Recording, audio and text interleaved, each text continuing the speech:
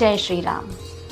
अशोक वाटिका में जब रावण तलवार लेकर सीता माता के पीछे दौड़ा तो हनुमान जी को लगा कि इसकी तलवार लेकर इसका सर ही काट देना चाहिए। लेकिन कुछ पल बाद उन्होंने देखा कि मंदोदरी ने रावण का हाथ पकड़ लिया है। यह देखकर वे गदगद हो गए।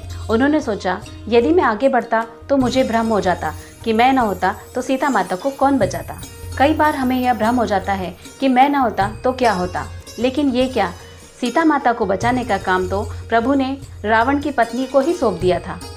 तब हनुमान जी समझ गए कि प्रभु जिससे जो काम करवाना चाहते हैं वह काम उसी से करवा लेते हैं। आगे चलकर त्रिजटा ने कहा कि लंका में वानर आया हुआ है और वह लंका को जलाएगा। ये सब सोचकर हनुमान जी चिंता में पड़ गए। उन्होंने सोचा, प्रभु ने मुझे लंका जलाने के लिए तो कहा ही नहीं है, और त्रिजटा कह रही है कि उन्होंने स्वप्न में देखा है कि वानर ने लंका जला दी है। अब क्या किया जाए? प्रभु की जैसी इच्छा।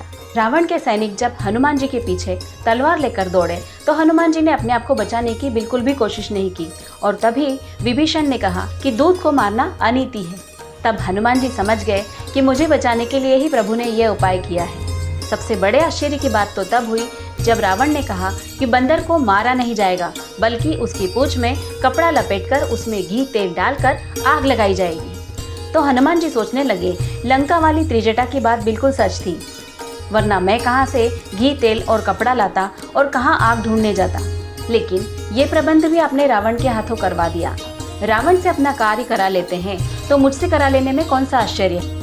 इसलिए हमेशा याद रखिए कि जो हो रहा है वह ईश्वरीय विधान है। ये सब ईश्वर के द्वारा ही कराया जा रहा है। अपने मन में ये भ्रम कभी न पाले कि यदि मैं न होता तो क्या होता। जय श्री राम।